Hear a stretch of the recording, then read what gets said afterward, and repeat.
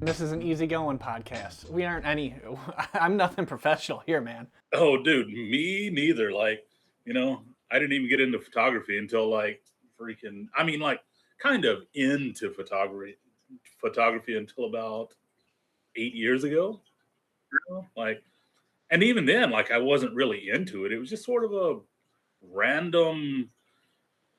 What was going on is me and some friends were doing a charity thing at the time, and we were doing uh, raising money for orphanages and children's hospitals and stuff in South Korea, working with professional baseball players here.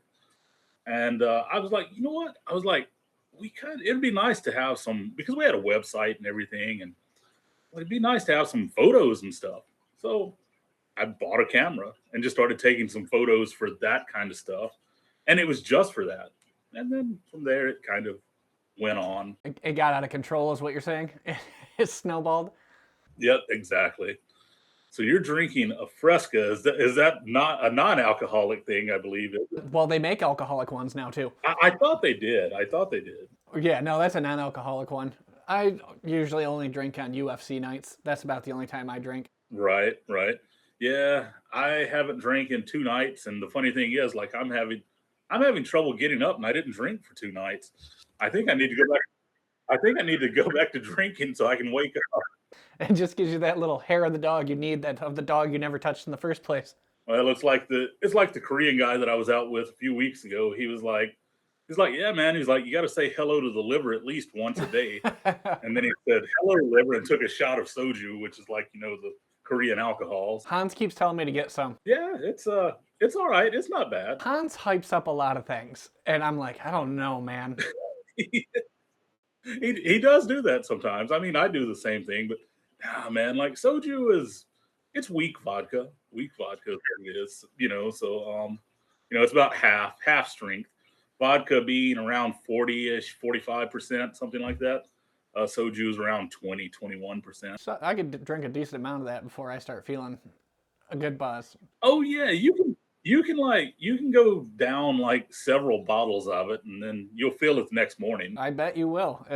From everything I've heard, it sounds like you will definitely feel that alcohol. Right. So how's the film draft going? Oh man, like I think I've only got like 4 rolls shot. And 4 rolls shot, and those 4 rolls, I took them to the lab. Well, no, I take it back. 5 rolls shot. I took 4 of them to the lab because 4 of them were color. It's not that I don't do color. Like I develop color here, but it's only when I have the chemicals. And black and white's available everywhere in Korea to buy, like the chemicals, just not the C41. So normally I just take it to the lab. Plus, it's cheap at the lab. I mean, cheap compared to, say America or something like that.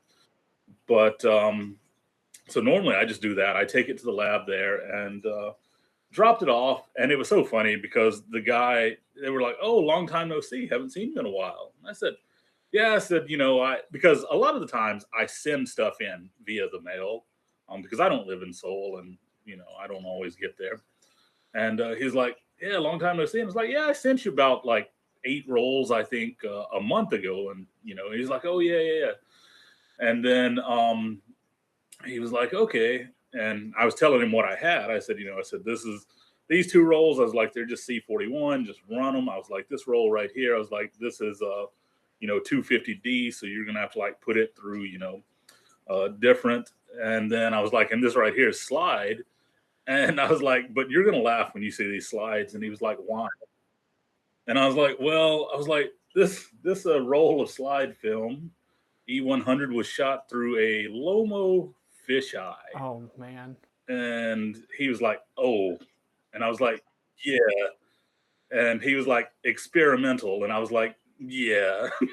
Something like that. I was like, so you got a roll that goes for near $50 in Korea, like based on their money. Like I said, I try to explain to people that you can't just directly like convert stuff here, because the reason behind that is, like, when it comes to Korea and converting stuff, the salaries are not like in line with, say, they are in the US dollar or something like that. They're still low compared to like US dollar salaries and stuff. So 1,000 won, while it may be 1,400 to $1, 1,000 won actually just feels like $1 to a person who lives here, works here, gets paid here. Like, it just feels like $1. So, I was like, it's not like, an American would say, oh, this is like, 70 cents. Well, if you live here, it actually feels like $1 rather than 70 cents. Every time Han sends me a photo of like the film store or something, and I see all the like commas and zeros, I'm like, holy shit, what's the conversion rate on that? Right, right. So, so I was like, yeah, that's about I think the E100, I believe, it's around, depending on the shop here, it's around 40,000 won per roll, which is 40,000 won, which is, the equivalent of $40 to a person in Korea. So $40 for a roll, and then another 12 to get it developed. So I'm $52 in a roll of E100 out of a Lomo fisheye. So Me and Dan were watching that draft and messaging each other. We're like, I would be crying if I was him right now because you got some raw deals. I did. That was probably the worst one. And then, was it you that was like, shoot the Lomo 92 in the fisheye as well? I think it was you. Yeah, And I was like, why not? probably. Why not? Because Lomo, the Lomo Color 92 is like $25 a roll here. So, and then developing that's another like six. So that's 31. So yeah, like 52 and 31. I'm running 2 rolls through the Lomo fisheye that's going to cost me, 80, between 80 and $90. We all suffer for our art, though. I felt it. It was rough. Where did the idea for the draft come from? Was that you or was that Hans? He inspired it, but I don't. So, like, well, a post that he made inspired it, because he had said something about like, oh, he's like, I really do wish I could just shoot all of my cameras. And I was like, well, let's, I was like, that makes me think. I was like, I may just get out all of my cameras and put a different roll of film through each one of them. And then from there, it turned into like, and I said random roll. I was like, just pull a roll out of a bag or a box or something. And he was like, oh, yeah, I like that. So that's kind of how it got started. It was like from there, like him posting something about like wanting to shoot everything, because he's like, man, I feel bad because I can't shoot everything all at one time or whatever. And then I commented on it, and yeah, it sort of went from there. And we set that up, and we made some poor decisions, or well, we let fate make some poor decisions for us. So Hey, you might have that glory portfolio shot coming out of that fisheye, man. You never know. Could be. It could be. I mean, who knows? Hopefully, it's better than like some of these shots right here. I mean, like you see, Oh that's no! a beautiful roll. How'd you kill it? You know how I did that one? Just like fixed it all right down the sink. Oh, I used some bad developer, so it never developed, and I just fixed away everything that was on the roll. yep, that'll do it. I just developed. It wasn't anything bad with chemicals. I just shot like shit recently. Man, I was so disappointed with this roll of C41. It was some 500T, and I'm like, this is disgusting. I am better than this now. I shouldn't be doing this bullshit. Oh man, yeah, like that roll right there. What sucks about that one is I was so looking forward to that. That was a roll of double X, and Oh yeah. and I was so looking forward to it because I was like, oh, I found this beautiful little rice mill in the middle of the country. Like this old rice mill in the middle of the country had like ivy growing up the side of it, around the doors and stuff. And you could see like the old Korean letters. And I'm just running all around that thing, just taking photos. And I was like, ooh, black and white, double X. It's like, this is going to be killer. Get back home. So excited to develop it. Pull out my Ilfasol 3. I've got fresh Xtol in there. Fresh Xtol. I was like, I had a little bit of Ilfasol 3 left, and I was like, I need to go ahead and use this. I mixed it up, and I was like, ooh, that looks off. I was like, but, it oxidized. I was like, but no, I've developed with this that has been older than this, that has been the same color. I was like, it'll be fine. And what I mean is it was brown, like the developer was brown. It should be clear.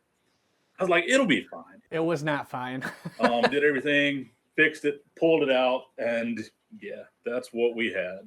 And and the thing is, I know it wasn't the camera, I know it wasn't the loading, because I also shot 2 rolls of color, and I've already gotten them back, and they were fine, they were perfect, no problems. So, wasn't the camera, wasn't like at the same time, same day, like everything. So, wasn't the camera. It was just that developer was busted, and I told Hans. He was like, "What is that?" And I was like, "I don't know." Like talking about the developer, I took a photo and was like, "Look at this." And yeah, so we got I got that developed, and yeah, that's what I got. Those were my results. So I got to go back out there with another roll of black and white and do it again. But when, I don't know. This is my last day of vacation. And you're spending it with me? Damn, what a way to end a vacation, man. This vacation has been, well, it's been weird. Like I haven't really, I've left town, but not really, not a lot. I've got a friend that's moving back to America, and he's got a lot of stuff that he couldn't take with him. So he's like, man, he's like, come and grab stuff that you need or want or whatever. I'm sitting here. I've got a exercise bike now. I've got a treadmill now. I got like all of this stuff. And yeah, I've been having to go up there and like I'm loading this stuff all by myself and unloading it and pulling it in and out. I've been doing that. I don't do manual labor anymore, so I'm beat. But I only shot one day this entire week, unfortunately, and it was the influencer guy that has the 260 or 70,000 subscribers on YouTube. Oh yeah, you were talking about doing that on the draft, I think. Yeah. I did catch up with him this week and take a couple of shots, or well, I took more than a couple of shots of him. So that's the only photography I did. And I told him, I was like, look, dude, I was like, I don't photograph people. I was like, that's not me. I was like, so don't look for any like super bangers or anything out of this. Because I was like, I'm not a portrait photographer. I'm like, I shoot radishes and cabbage and old like rundown buildings. I was like, that's what I shoot. Hey man, but you do what you do well. Well, thank you. Yeah, I try to do it without being too serious. You gotta have fun with it, because otherwise you're just gonna piss yourself off. Yeah, well, I mean, like it's not my day job, that's for sure. So, now the thing is, somebody asked me, they said, "What do you want your day job to be?" Because I'm kind of getting a little bit tired of teaching sometimes, and I said, I would like to work in film. I was like, but not even necessarily as a photographer, just you know, honestly, maybe doing some like kind of lab stuff and things like that. I was like, I enjoy like developing and stuff like that. I mean, here's a good plug. Send it to me. You'll get back. It'll be fine. Exactly. Send it to me. That's what you'll get back. No, I mean, if I were doing it for somebody else, I would make sure everything was fresh and clean and clear. I'll take chances on my roles, because I'm like, What's the worst that happens? Yeah, what happens? I'll go back out and reshoot that again, But so no, there's a difference, and even film labs, they mess up. The one that I take it to and sold, they've messed mine up before. They ran my 4x5 400D Cinestill 400D. They ran a batch of it through black and white chemicals, so I ended up with the black and white color. So did it look interesting? It just looked black and white. Very very sharp black and white images. The sharpest black and white images I've ever taken, because I was shooting it through the 4x5. So that says some things. High resolution. Very very sharp. It's like whatever. And the sad thing was, I had taken the same photos in black and white, because I was shooting I would shoot a black and white and then a color and then a black and white and then a color. So I was shooting 2 of each shot. And so I ended up with all black and white. You just doubled up on it, man. Yeah, so I would have made a whole Substack article about it. I should I should do that someday. I mean, that's the thing. It's like I've got so many things that are just like in the archives, so to speak, that I've never really talked about that I could easily write about. And by the way, the film lab, they were super nice, super apologetic. They were like, they were like, first off, they were like, no charge. Second off, they were like, and when they said no charge, they were like, we're going to credit you. Like, we'll credit. And then they were like, by the way, they were like, we don't have any 4x5 film because we don't sell it. If we did, we would like hook you up on that. They were like, but walk over here to the film section, grab like whatever you want, And so I walked over and grabbed a roll of 400D like in 120, and they were like, yeah, that's cool. So I grabbed a roll of 400D in 120. They credited me for the developing. They're like, we're not going to charge you for it and everything, and gave me that roll of film to replace that film, and then they even gave me like an extra $10 credit on top of that. They're like, like here's another $10, and I was like, all right, cool. I was like, I mean, I didn't ask for any of that, but they were super nice about it. It's good that they actually like took care of you for it, because if that happened over here, I'd probably be like, well, you're shit out of luck. So. Right. The funny thing was, it was just the person that was doing the developing got it mixed up, because on the thing, like it said like these are color, these are black and white on the thing, and yeah, the guy that was developing just put it all in the same tank, all in the same run, and just ran it. Because normally I do black and white at home, and but that day I took in some HP5 in 4x5 and the 400D in 4x5, because at that time I was out of my black and white chemicals, and I was like, I don't want to like buy any right now. I'll just take this in and get it all done. So they're not used to getting black and white from me. They know that I develop it at home. Do you guys have Rodinol over there? Have you ever tried Rodinol? Oh yeah. I mean, well, we don't have it, but I make it. What? Yeah. Like I make it. Just need some Tylenol and a couple of chemicals, man. That's it. You're just over there Walter Whiting your chemicals for film development? Oh, dude, I've got so many chemicals. Like I'm on like lists and stuff here in Korea.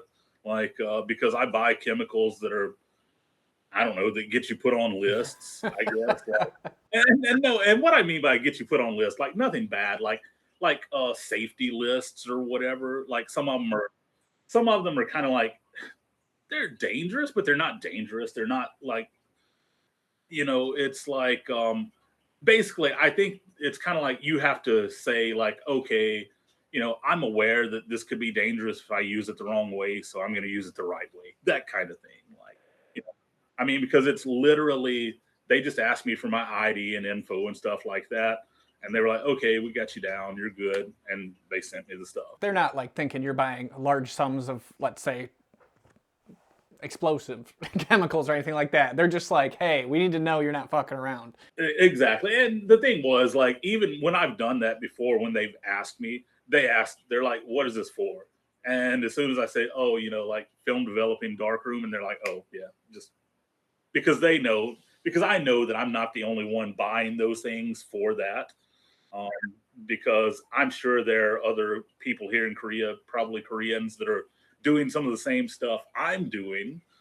And so they need those chemicals, and like how are you going to get it? You're going to go online and you're going to buy it. And when I say go online, I mean like on the Amazon of Korea, basically, Coupang, you can buy all of these chemicals and stuff, like most of them, not all of them.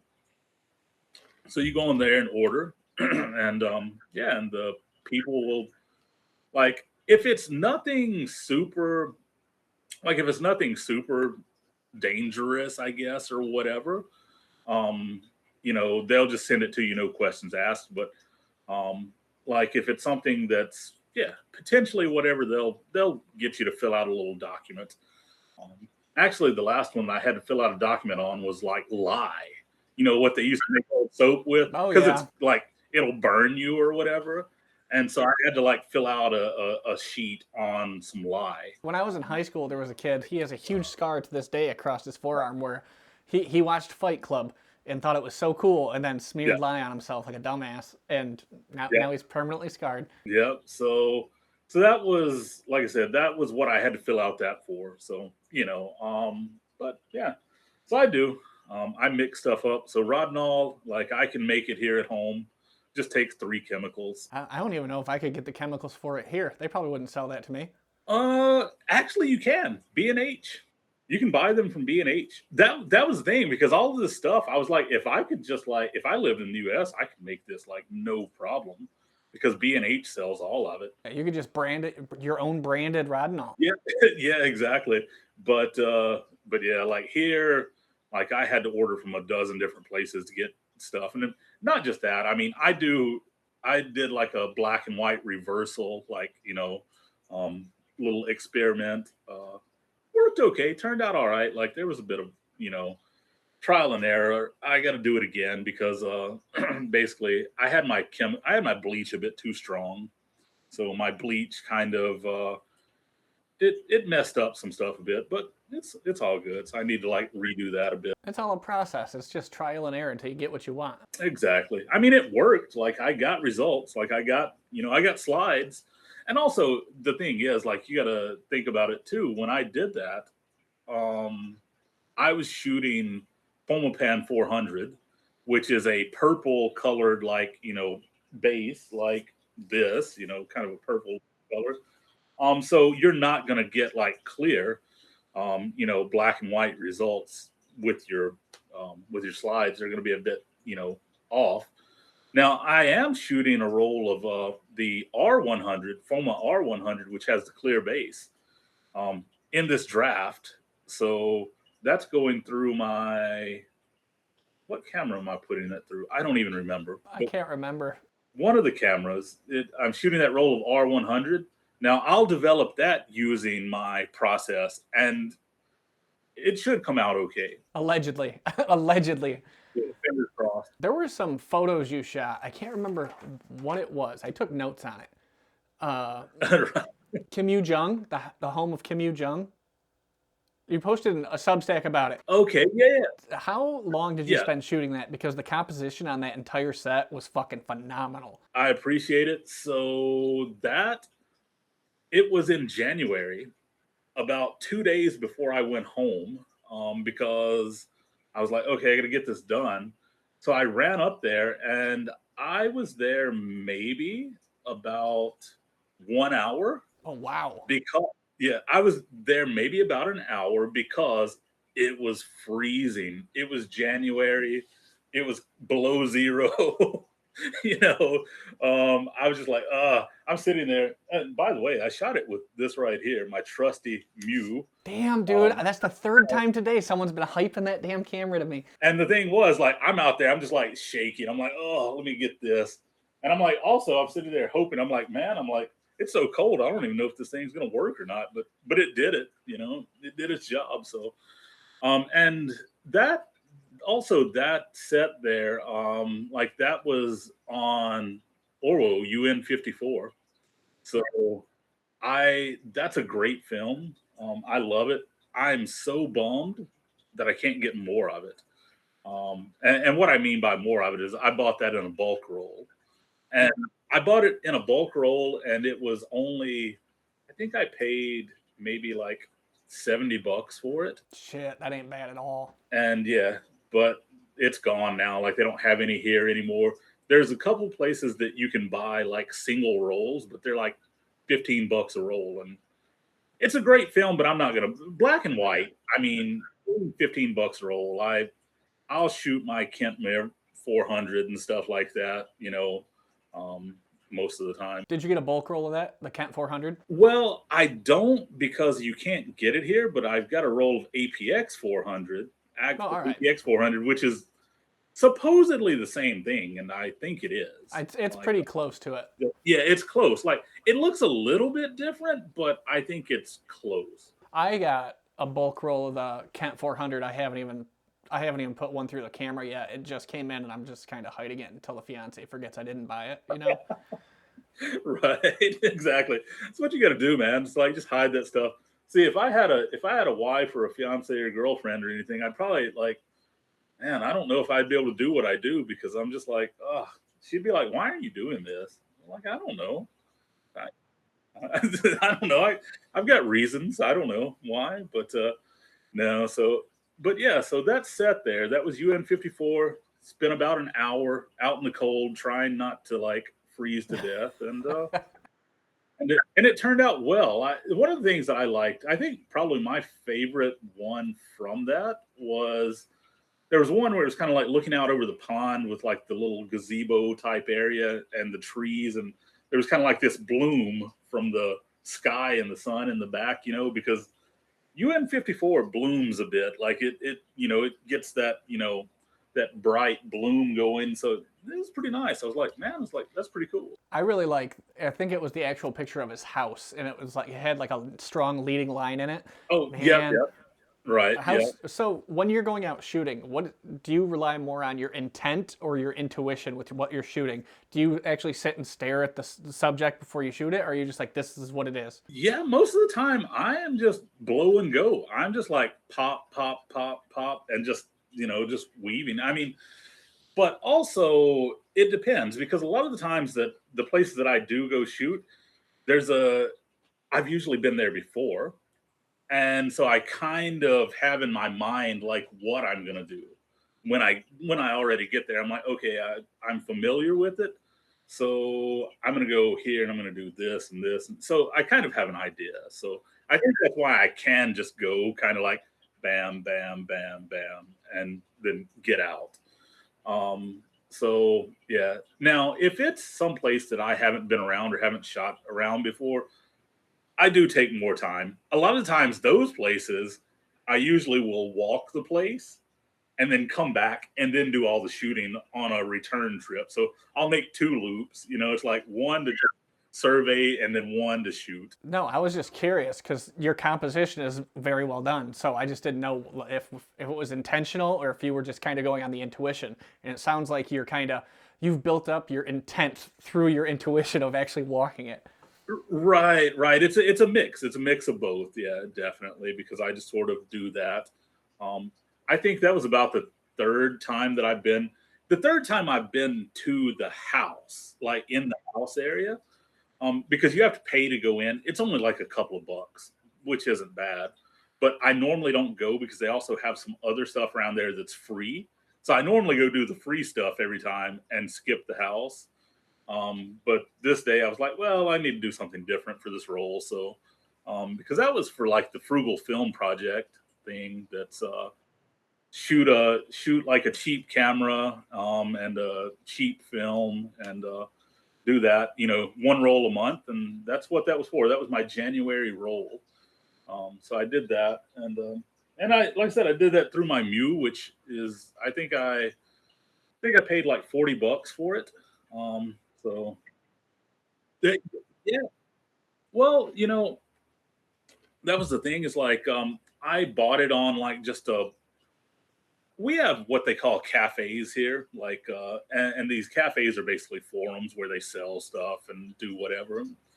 And I messaged the person. They were like, yeah. They were like, I think it works. They were like, it turns on and the flash comes on and stuff. And I was like, $40, I'll take a chance. And yes, I bought it and got it and ran a roll through it that day that I got it. And yeah, it was perfect. I was like, okay, it's like so. Because a lot of these people like they have these things and they don't know anything beyond like it will turn on or it won't turn on, and they're just like, um, because a lot of like I think where I bought this one from, like it was literally kind of like a junk shop. So it's somebody who just probably buys like entire house loads of stuff unseen, probably for some price, and then just puts them in their shop. And they're like, may work, may not, take your chances. It's like So, hitting a Goodwill or a Salvation Army here, just hoping for the best. mhm. And you never find that damn Contax T2, even though you hope every time you walk up to the door, man.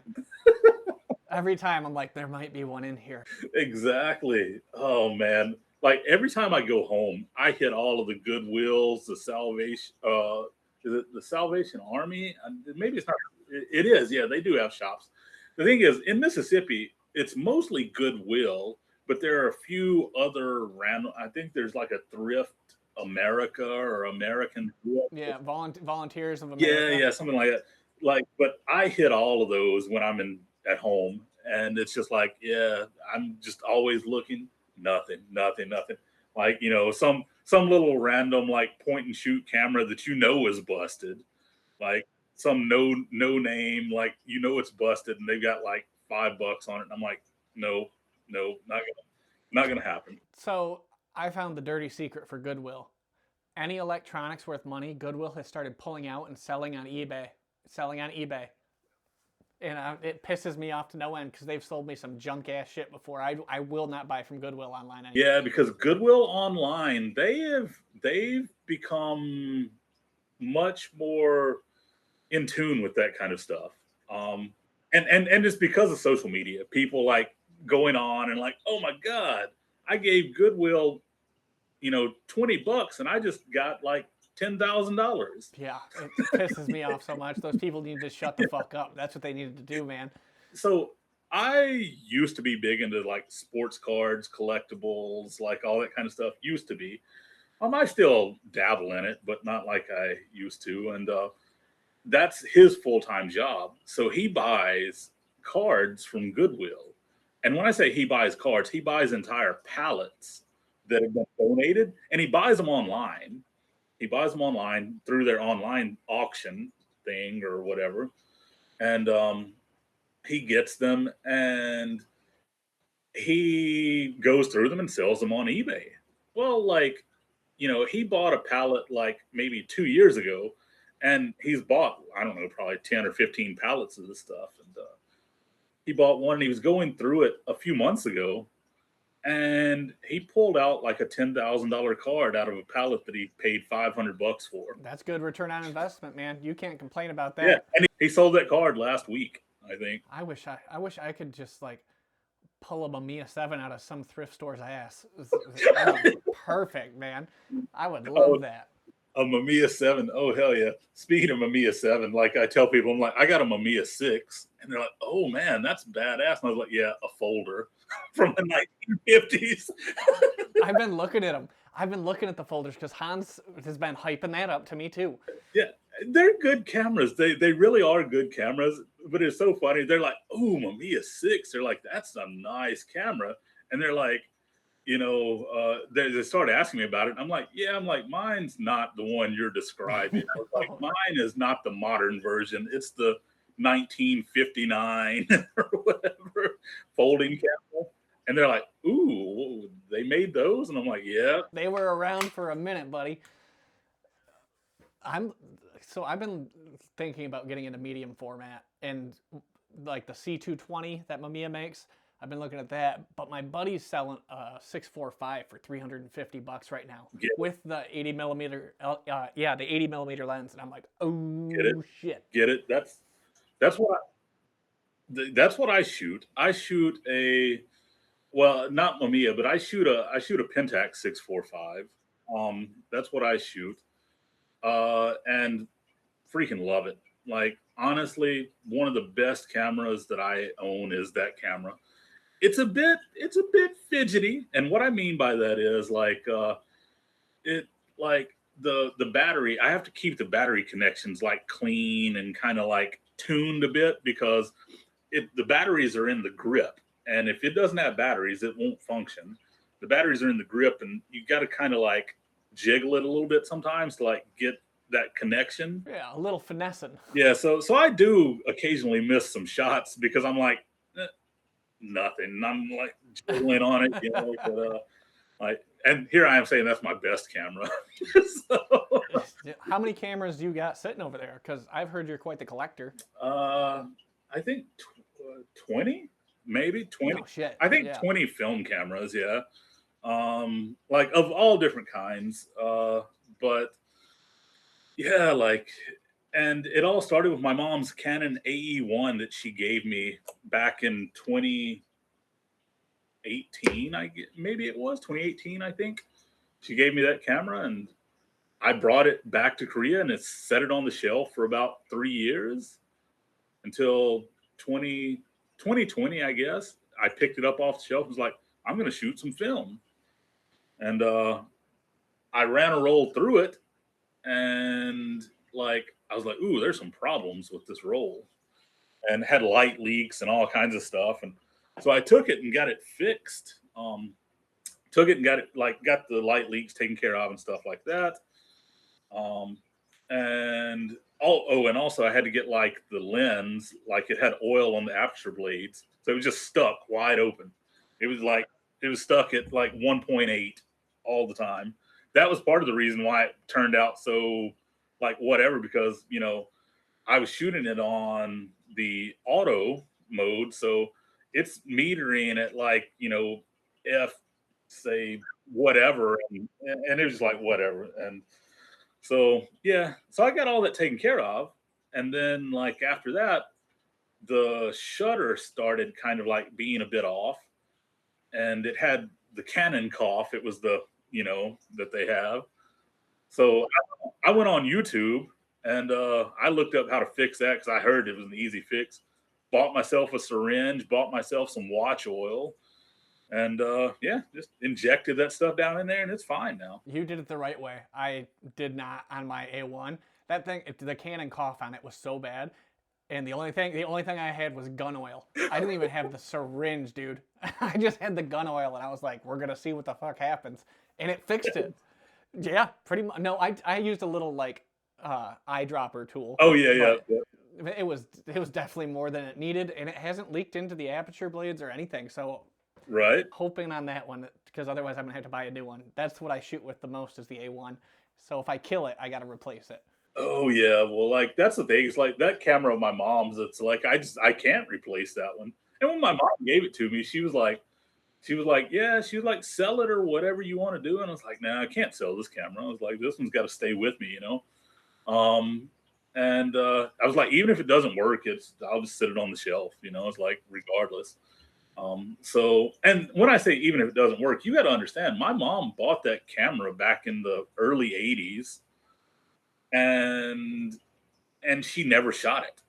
Like she literally never shot it because it was I mean, she occasionally, but it was so much easier to just use one of these little point and shoots, just a little point and shoot camera, because that one you're having to like, adjust and focus. And she was always like, I could never get the photos in focus. And I'm like, well, I'm like, first off, she was usually shooting in like dim places, like birthday parties inside, stuff like that, and it's like it's all blurry and out of focus. And I'm like, yeah, that's why. I mean, now when I was a kid, I couldn't have told her that. Now you know. In retrospect, I understand why now, but back then I didn't know. But yeah, so it's set like at home for 30 years, 40 years, however long, and rarely used it. So even the thing was, when I took it to the camera shop to get the light, the foam seals and stuff, and all that was just dry rotted, just because it had been sitting for years. It wasn't like it just disintegrated over the years. But the guy at the shop was like, "Oh my god!" He was like, "This camera is perfect." He was like, "There's not a spot on it," and I was like, and the aperture blades had oil, stuck, but that was just sitting. You got to understand, living in Mississippi, heat, humidity, sitting, gets hot, gets cold, gets hot, gets cold. It's just like it. That's just what happened. But he was like, "This camera's freaking looks new," and I was like, "Yeah, my mom never used it." And he was like, "Well, you got a good camera," and I was like, "Okay, I guess I better shoot that damn thing then. yeah, exactly." So I was like, "Need to shoot it, need to use it." So, Do you still use it? oh yeah, yeah, I used it. Well, like I said, I used it. Well, on that rice mill that did come out, I used it there, but then I used it also like on some other places. So just like 2 weeks ago. Oh, okay. Yeah, so it's still seeing frequent use then. Oh yeah, yeah. It's probably about the third or fourth most frequently used camera of mine. When I want to shoot SLR, that's the one I grab most of the time. Like I just grab that. Other than the EOS 5, which is one of these 90s 2000s, like those are great because it's just like shooting a modern camera. I got questions about this camera because over here it's called something different. It's like the A2E or AE2. Yeah, A2. Okay, there's Yeah. one of those for $100 with a Tamron like variable zoom lens here, and it's 4 miles from me, and I've been staring at that damn thing for 2 weeks, waiting to offer $80 on it. I would get that offer in before I get off the podcast here. Dude, where's my offer it up? Where's my phone? I don't know where my phone Yeah. went, but I would do it right now. It's in my pocket. Exactly. No, it isn't in my. I don't know where the fuck my phone went, but I'll find it Dude. eventually. I think mine's. I don't even know where mine is. Oh, it's over there. I might have left mine upstairs. Who the fuck knows? Because I'm. Oh. But yeah, dude, like definitely, if you can get it for $80, it's definitely worth $80, man. I'm gonna do this right now. I'm pulling a Hans and buying shit. Like, go for it. Go for it. We're all about influencing each other on this stuff. We really. It's just. It is. It's just telling each other to buy things. Yep. Well, like that camera, dude, that is my most trusted film camera. Besides the Mew. That is my most trusted film camera. Like, because the light meter is perfect. Like, so I don't go out thinking like, ooh, this is gonna be tricky. No, I just put it in and let it go, Like the light meter's perfect. It shoots up to, I don't even know. I believe it shoots to like say 1/6000th or something like that. I think it was 1/8000th actually. Or it might have been 1/8. It's either 1/6 or 1/8, 1/6000, 1/8000. It's like if you wanted to do portraits and blow some stuff out wide open in the sunlight, you can do it. I can't believe I just offered on that damn thing. I've been staring at it for a hot minute. It's just one person says do it. I'm like, I'm in. Right, exactly. But no, definitely, like that's a great camera. It's like, yeah, if you want to go out and shoot wide open in broad daylight, you can do it because you got enough speed there.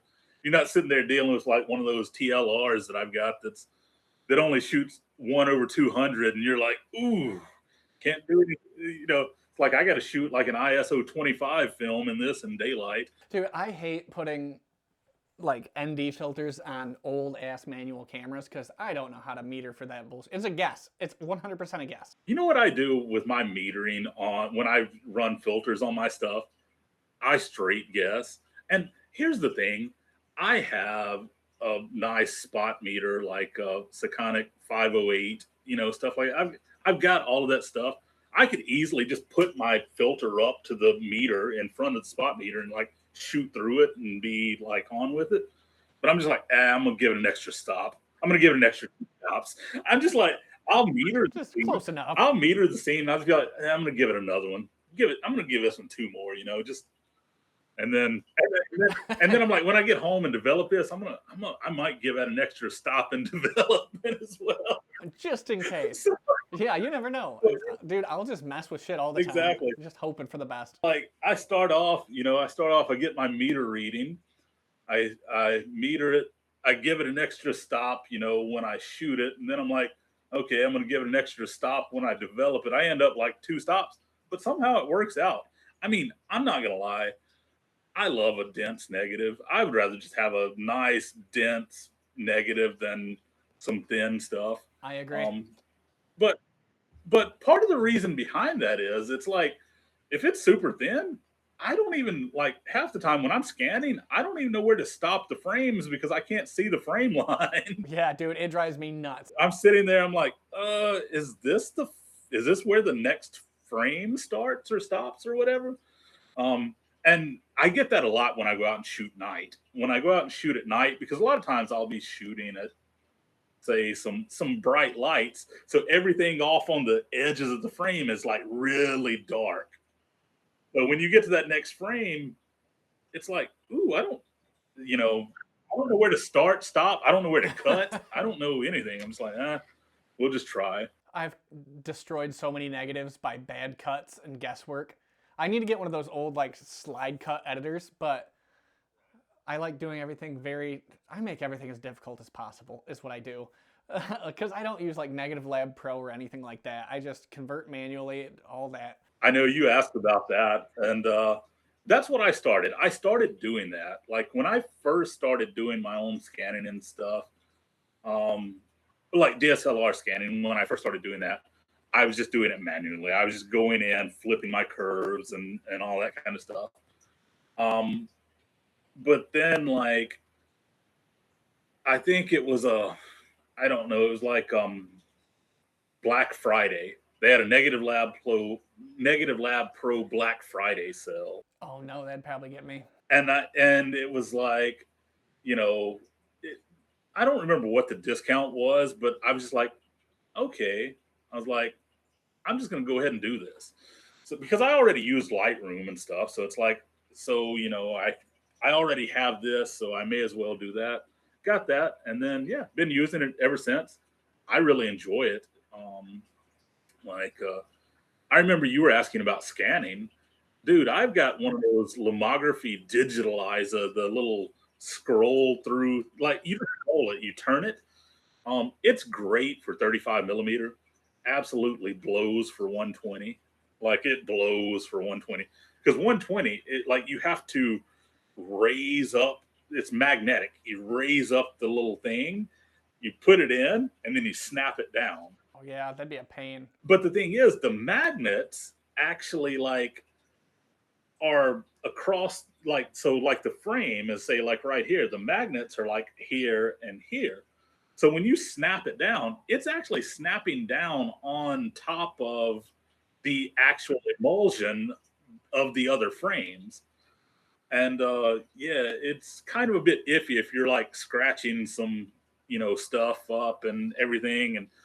And plus, if it's curled, like if that negative's like a bit curled, like it's nearly impossible to get it in there straight. And so 120, I don't do that. 120, I just use a 3D printed 120 holder.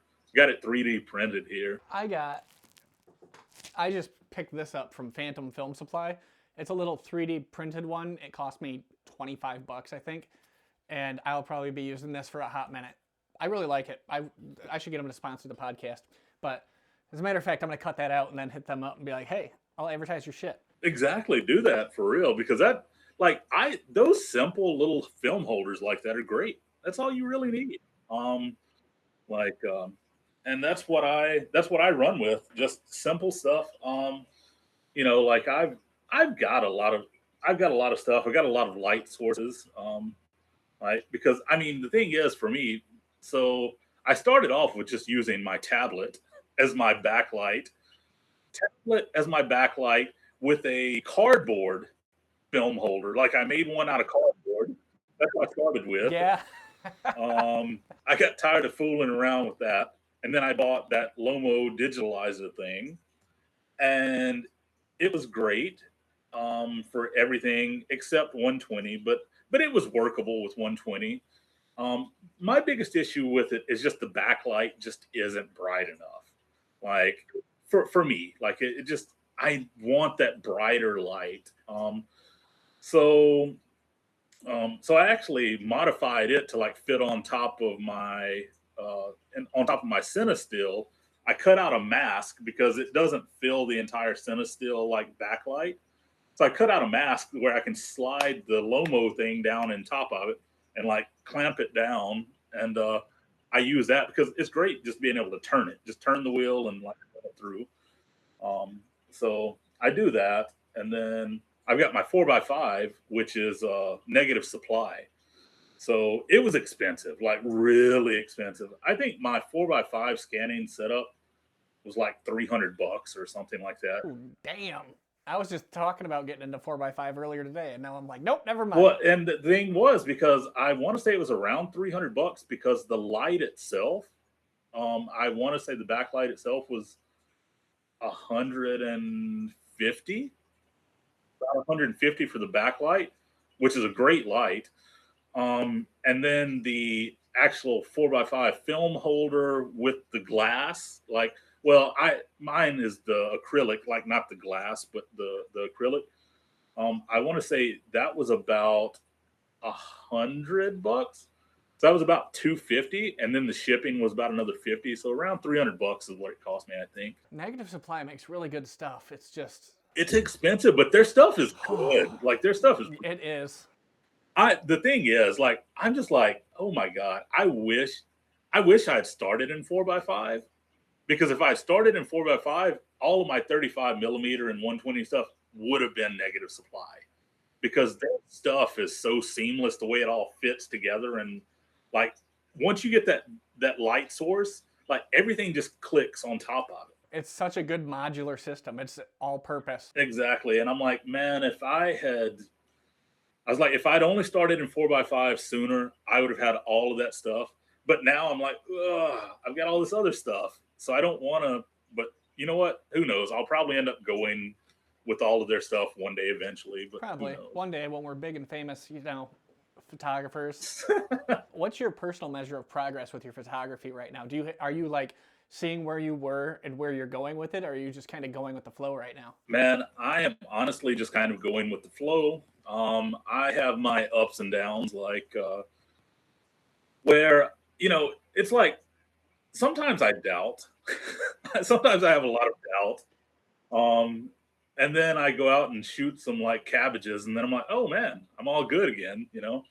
Um, but no, like I think what it is I sort of got started, and I wasn't planning on doing anything. It was seriously just started from like the charity stuff. And then over the years I got more involved in it, and I really hit a point where some artists here, some like painters and sculptors and multimedia artists and stuff like that do some exhibitions every year. They saw some of my stuff hanging on a wall in my friend's cafe, and they were like, "Ooh!" They were like, "Who did this?" And my friend was like, "Oh, my friend did it." And so and they were like, "Can we get in touch with him?" And he messaged me, and I was like, "Yeah, sure, give him my stuff." And they contacted me, and they were like, "We're going to do an exhibition. It's about the local area. We do it, yearly. Would you like to join us this year?" Blah blah blah. So I hit like a really high. I was like, "Ooh, yeah." So I went from like down here to way up there, and I did that. It was very stressful. I have a Substack that I'm writing about it that I haven't completed yet. It's still there, but that was very stressful. So I hit that high, and then I got that done, and then I kind of hit another low, and now I'm kind of like going back up again, and with my progress, because now I feel myself being more free with it. Like I don't like I honestly think less about it than what I used to. I used to think a lot more about what I'm doing. Now, very free with it. I do have a vision. I do have a direction, but but I have so many things going on at one time that it's like everything gets put off. It's like I'm doing a church and temple project. I'm doing a market project. I'm doing all these little projects, and everything, but it's leading me in the direction that I want to be going in. Um, if somebody asked me what was my ultimate goal would be to have to basically keep shooting the way I shoot, and like I said, eventually have like a lab and stuff like that. But like I don't even want a lab. You want me to tell you what I really want? I just want to set up a cafe, gallery, community darkroom all in one. I think that's a genius idea. Come in, get some coffee, go hit up the community darkroom,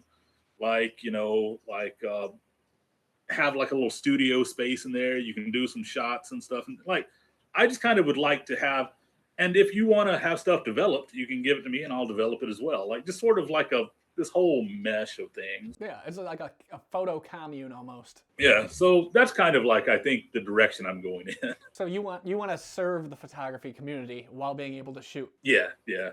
Without having that much pressure to shoot. I think that's my biggest thing. I don't do well under pressure when it comes to shooting. So it's like, that's why I don't work with people, like in terms of like photography, because I can disappoint myself and be fine with it, but I can't disappoint somebody else. Oh, I'll disappoint the fuck out of somebody, dude. I have no problem disappointing these people. I'll shoot, if it's like a paid shoot, I'll do digital. But if it's something I'm doing for fun, it's going to be film, and you get what you get. And I don't care if you like it or not. Right. Well, that's what I told those guys, the influencer guys that I shot like a couple of days ago. I was like, yeah. And the thing was, I told them, they started laughing when I told them. They were like, oh my God. They were like, I'm a bit nervous now because I said, okay, I'm going to shoot one black and white sheet because I shot 4x5. Oh, wow. I was like, I'm going to shoot one black and white sheet and one color sheet. I was like, the black and white sheet, I was like, that's about $10 a click on that. I was like, the color sheet, that's about $20 a click. And I was like, I'm going to shoot, like 2 shots, one color, one black and white. I was like, so, that's like 30, and there are 2 of them. I was like, it's like $30, for each of you that I'm doing. And they're like, ooh, I'm a bit nervous for you. And I was like, look, it's either going to turn out or it's not, It's one way or the other. There's no half measure here. It's either going to be the greatest photo you've ever seen, or it's going to be a piece of shit. And then, by the way, I do have something to let you in on with that. Realized after the fact that I shot both of them wide open. That'll be interesting. Unintentionally, because once I got my focus, I didn't adjust the aperture. I metered for f16, shot them at 5.6. You got latitude. It's a 3-stop overexposure, but that's not even what I'm all that worried about. My biggest concern is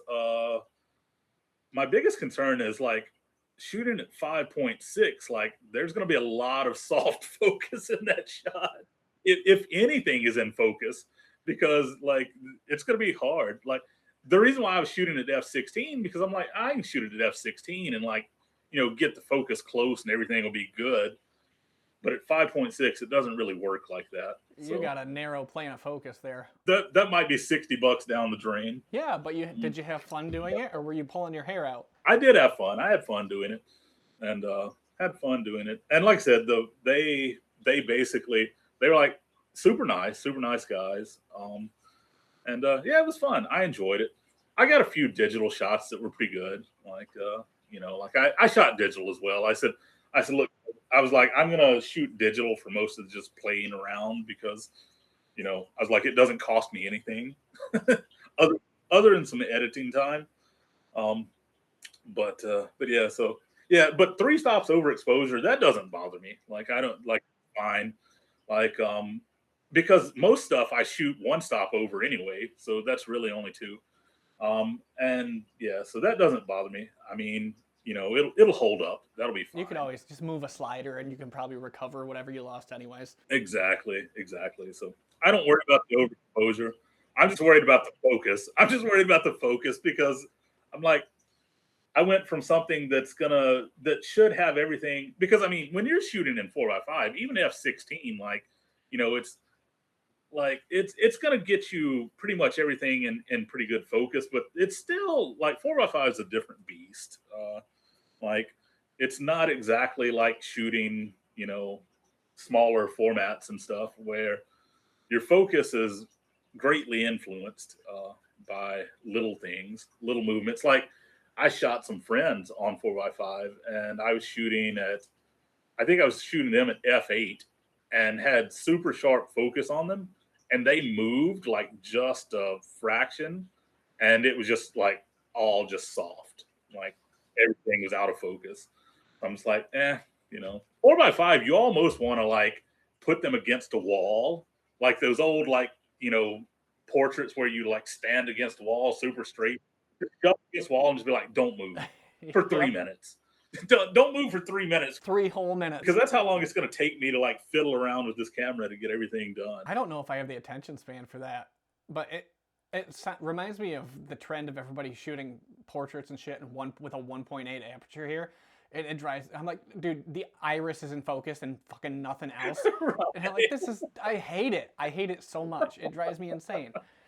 Oh man, dude, like, I get it. You're being artistic. Fucking YouTube told you to shoot at 1.8, but it looks like shit. And everybody else that's not a photographer is like, why is this not in focus? I mean, all of my mistakes are artistic. Like every mistake I make is an artistic choice. Like that's just I'm just like every time, just like that. I think I posted on Substack yesterday, like that double exposure from Osaka, like where there's the buildings up top and there's the subway under it. It's like a double exposure that I posted. Yeah. Totally unintentionally intentional. It was your subconscious guiding your art. Yeah. It told me to shoot that roll twice that ended up with a blank roll being sent back because that was a two rolls. I took two rolls of Metropolis to Osaka, and I only came back with one exposed roll. But I thought I shot both of them. I didn't. I just shot the same roll twice. Oh, So that makes it interesting, though. I mean, it made for like one interesting roll, and it made for one completely blank roll. Yeah, it's just one roll that hurts your feelings a lot. Yeah, yeah. So yeah, it was artistic. That was just my intent with that roll. You were trying to make some kind of juxtaposition between cultures by some, I don't know, some bullshit that people make up when they fuck up a photo. Exactly. But honestly, most of my best photos are like mistakes. Oh yeah, absolutely. Literally, most of them are mistakes. Like it'll be something that it comes out not exactly the way I saw it or whatever, and it's just like, ooh, that's really nice. Like that isn't what I thought it was going to be, but that's really nice. Mistakes are just lessons we haven't learned yet. Exactly. And then I go back out and try to make that mistake again, and I can't do it. Try to go out and intentionally make that mistake, doesn't happen. Dude, I went out the other night and shot an entire roll of 500T. Okay, no, I fucked up 2 rolls of 500T recently. Oh man. And I forgot I had a polarizer on my A1, and there was a double reflection back upside down on every image I shot. And I don't know what the hell I metered for, but it wasn't what it was supposed to be. And I just killed it. I was so mad because I spent probably an hour and a half taking pictures of like a really cool Arby's sign and a Little Caesars in the middle of fucking nowhere. Dude. And it's just devastation. Oh man, that is wild. Because you and we would get along really well shooting 500T at night, because I have so many ghost images of signs where the sign is here and then it's down here as well, because Yep. I forgot to take the filter off. Left the filter on, shot a sign. I ended up with two signs. I'm so pissed about it. I'm so pissed. I don't want to go back into that damn town and do it again. I'm the world's worst about remembering those types of things. I'm just like, just go shoot it. So, yeah, that's what I do a lot. But sometimes it works out. Like, especially like I have one that was pretty cool that I shot. It was a motel sign here, and there was a guy walking through, and it's like the entryway into the motel, and there's like everything was dark around it, and it's just like this red, entryway sign, and it doubled down up under it as well. So it's like at the top and the bottom. So it kind of worked out like that one, but the rest of them usually don't work out. So I want it to look so cool. I have such high hopes because I took out that Mamiya Secor 1000 TL and shot that one gas pump series that did fucking awesome on Substack. Like that's where most of my followers came from until I started the podcast, and I was like, oh shit, this did good. And I have not been able to replicate that shit at all.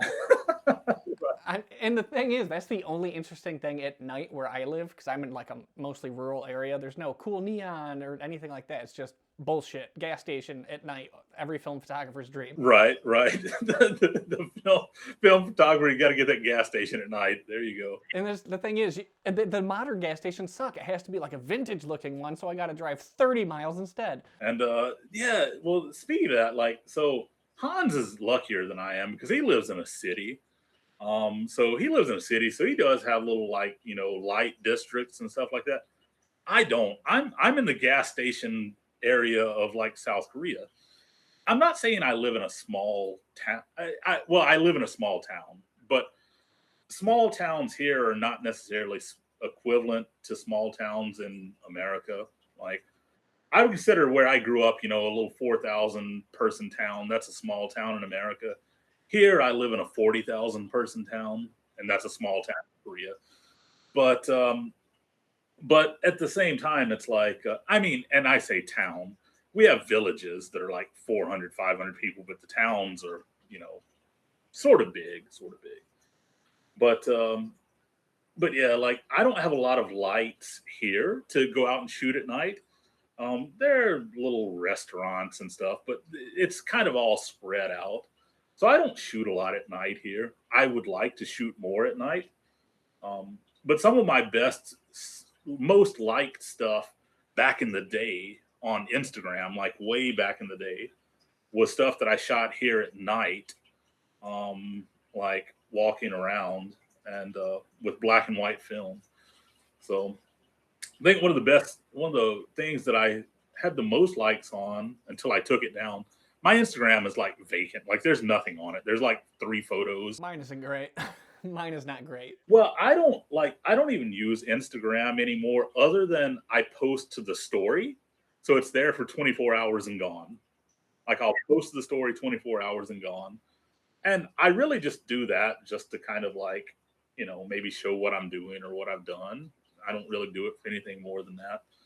But yeah, I took a photo of inside a laundromat here and at night, and it was just like the machines with the doors open, and I just took a shot through the window down it, and had all of these people come in and start commenting, and they're like, "Oh my God, you remind me of Moriyama, the street photographer in Japan." They're like, "This is such his vibe," because it was kind of gritty and grainy and dark, high contrast, and I was like, "Oh man," I was like, "That's great." And then yeah, and it was kind of a mistake because that shot, I was like going and there was just nothing to shoot because everything was just dark and it was kind of raining, and I just walked up and just like held it up to the window, like stuck the camera right against the window and just clicked and then walked off.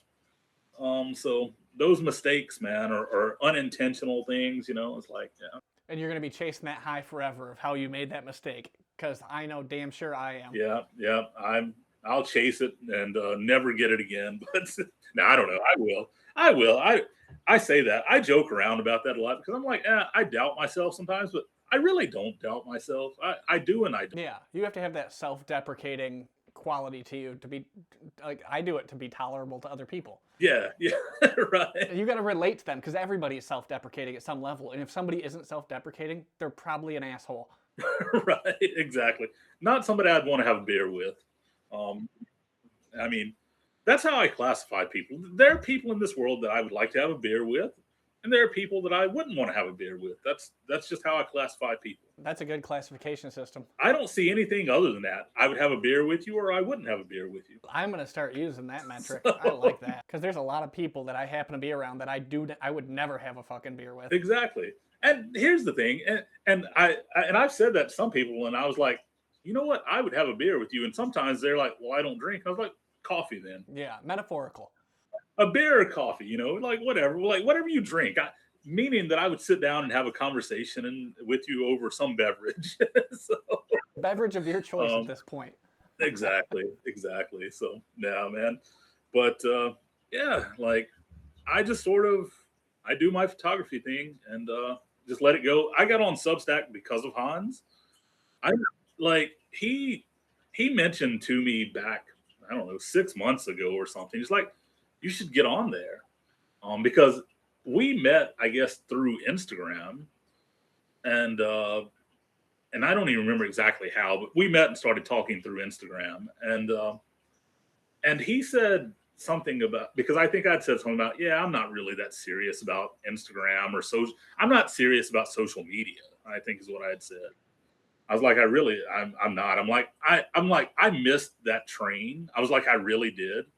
Like, I came in sort of at the end of when everything was gone, when the people had already gotten on there and gotten their 500,000 followers and all that kind of stuff. Like, I'm 2 or 3 years behind that.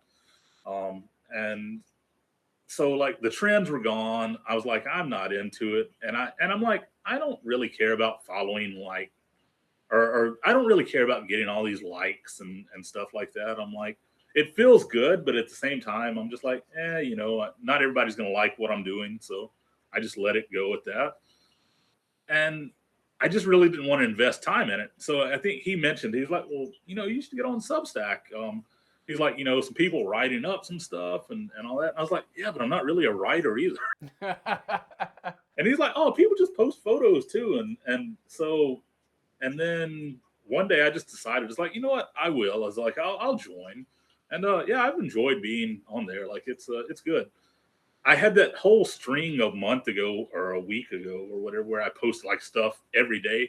What happened is when I joined, like seriously, that first week, I sat down and wrote about 10 things in 1 week. And had them all like scheduled out.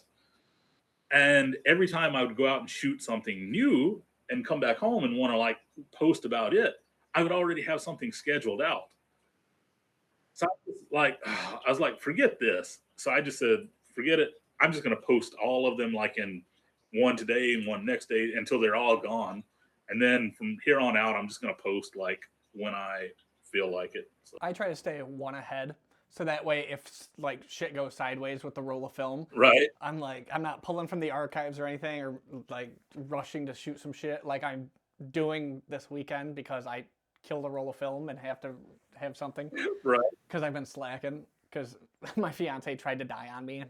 Yeah, you said that. It's like, yeah, I don't. It's like I feel like every time when I get up in the morning, I'm on a rush to death or something. I don't know. It's like it gets worse. Like I've got 2 broken ankles, a broken back. I was like, I don't know what I've got going on. I can't. That's another thing. Like my shooting recently has been so like off because I hurt my back a couple of weeks ago pushing a car. And you're going to say, pushing a car, what do you mean? In Korea, like they park in front of you because there's not enough parking for everybody.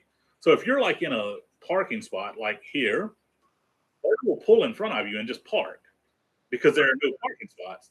And they leave it in neutral. So then whenever you have to leave, you have to push their car out of the way so that you can go out, like that kind of stuff.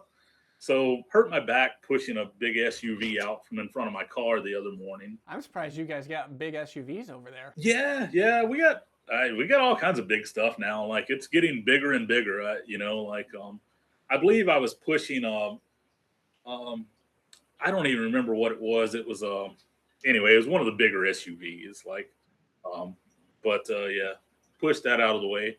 I mean, my car is kind of a tank as well. It's a gutless tank. I drive a Renault SM5. It's an okay car. Like it's big, it's long, reminds me of an old sled, I like the old toboggan style ones. Yeah, exactly. But no, man. But yeah, so hurt my back. So that hindered my shooting for a bit because it was like, I can't go out. I was like, got a broke back. I just wanted to lay in bed. You said that you posted about it. I don't know how recent it was, but you mentioned being burned out in general, and now you were on vacation. How is the recovery from burnout going? Oh yeah, so it's actually pretty good. Like I feel pretty good now. Like I really do. Like I feel my anxiety and everything's gone down a lot. So I get burnout and anxiety and all that with work, and then this week I just kind of relaxed. Picked up stuff from my friend's place, and yeah, it's good. Like I do need to go out and shoot though. Like I need to. Like I think that's what I'm going to do this afternoon, maybe. Hopefully. Like because I need to get through some of these rolls. I've only shot 5 out of like 20. So I don't know how many Hans has shot. Do you know? I think he shot 2. That sounds about right. I think he shot 2. I believe he said. Because we talked about it the other day, and I think I said I had shot 5. He said, well, you're better than me. I've shot 2. So he may have shot some more since then. This is like 3 or 4 days ago. I don't think so. But, it doesn't seem like he's been shooting all that much. He's been real active in the group chat. Honestly, dude, it is so hot here right now. It's like it's hard. It's hard to shoot because it's too hot. Like I seriously, there's not enough gold bond in this world to take care of the swampiness when I'm out these days. It's like, ooh. So I'm out there walking around, especially if I got like a bag on, like a backpack or something. Yeah, the back sweat. Terrible. I'm just like, oh man. Not just back, like it's straps will even be. Somebody knows you were wearing a backpack. Oh yeah, I wear like in the summertime when I put on a backpack, that thing, I'm wearing it 24 hours a day because I take it off. I've just got straps. I'm still wearing it. Dude, the other day I modeled for a shoot. Somebody was practicing photography and I modeled and I put this nice brown sweater on over my t-shirt that I like, but it was 85 degrees and humid as shit. So I take it off and for the first time, I've put on some weight recently because I'm not doing physical manual labor. And I took it off and I had boob sweat marks under my breasts, dude. And I was devastated. I started working out. I'm like, no, never. Speaking of boob sweat, I actually sent a message to Hans the other day. Dude, I was like, 8 o'clock in the morning. I was like, boob sweat is already rocking, you know? I was like, it was because it was humid, like it was nasty humid here and stuff. But no, man. So yeah, so that's what I gotta do. I gotta get out and shoot some though, but I just gotta get the right weather. I'm supposed to go shoot with one of my friends, like maybe this weekend, but I don't know. Like because well, so I've got a friend that like they're really like we don't get to meet up very much because they're always busy. Like literally, they're always busy. And she's a former Miss Gangwon, so she's like a beauty pageant winner for the state that I live in and everything. And really pretty girl. I sent a photo to Hans, and he's like, "Man, you turning down all these opportunities to like shoot people." Because she wants me to like take photos of her and stuff. And I was like, yeah, I was like, but the thing is, I was like, it's really hard to meet up with her sometimes because when I do have time, I message her and I'm like, yo, do you want to go out and shoot some? And she's like, oh, I'm in this place or that place or wherever. But I met her at the Corn Festival a couple of weeks ago, or last week at the Corn Festival, and we talked, and we're supposed to get together maybe tomorrow or Sunday. I don't know which one. And do a little shoot with her, and so I don't know. We'll see about that. If she's hasn't forgotten because she does forget a lot. So, Dude, I have friends like that too. It's just completely over their head. They're in their own world. What makes you nervous about? Is it the composition with the portraits and stuff, or is it just the people in general? yeah, composition. I don't feel like I'm good with compositions with people. I'm going to tell you my cheat code. I find a landscape photo I like, and I won't like. I'll find the landscape. I'm like, I know this will look good, and then I'll be like, where would I put a person in this landscape photo where I think it'd look good? So I'm just shooting landscapes and throwing fucking people into these shots is all I'm doing. And people are like, your composition is so good. And I'm like, dumb, fucking stupid luck is what it is. Right. Yeah, when I started thinking of it that way, I'm like, I can shoot landscape all day. So where would a person look good in this photo? I'm gonna be like, hey girl, get over in front of those cabbages there. You see that dried fish? Peek out from behind that dried fish right there, girl. Dude, it'll work. I'm telling you. Watch. You're going to do that shit, and it's going to be like the laundromat all over again. I will do that. Like, I will get her to hold up a dry fish in front of her face or something. I don't care. I think she'd do it. Oh, hopefully. Be like, hold up this dried fish. Yeah, it's not something you see someone doing every day. It'd probably do well. But that's my biggest thing with people, though, I think, is just compositions. I'm just like, I don't feel comfortable with compositions with people. Like, the people don't make me feel uncomfortable. Like I'm okay with the people, like, and then I think the expectations, like I don't ever know what they're really expecting, like as a result, like as an end result. So I'm like, I don't know what they're expecting, so I don't know if what I get is going to meet their expectations. So I'm just like, If I'm shooting film, low expectations, dude. If digital, I know I can get them at least something they'll be happy with. But for film, it's always, we're going to have low expectations. This is experimental. I'm glad you took your time out of your day, but I might fucking ruin your week. right. Well, speaking of experimental, like that roll of E100 through the fisheye, some of those are going to be, I don't know what they're going to be, because that Lomo fisheye has a lens cover that's like that plastic. It's like this rubber stuff that goes over the top of it. I shot a few photos with that cover on, not realizing the cover was on, because you don't, like when you look through the little viewfinder, it's just like on the top, it's through the lens. So I shot a few with that thing on, And then when I realized it, because you can multiple expose in the fisheye, like it's got a multiple expose selector. So I just popped it off and hit the multiple exposure and took it again. So I don't know what some of that's going to be. It'll be interesting though, and you could write a whole Substack article about it. And Yeah, exactly. you guys are gonna have so much. You're gonna have so many articles to be able to write about with this film draft thing. It is. It's going to be a lot. Actually, no, I tell you, I know Hans has shot more because he just shot some that he was doing his YouTube videos on. He's doing those, and he did Phoenix 1 and 2, I think, or something like that. Yeah. Phoenix. He is doing Phoenix 1 and 2 comparison. Yeah, I couldn't get any Phoenix 2. It's sold out at the shop where I get my stuff developed at. They were like, "Yeah, we don't have any," and I'm like, "Man," I'm like, "Oh well, I'll get some eventually." I put some in my cart from B&H. That was in that load of shit I was gonna order, and then it never ordered it because I'm a dumbass.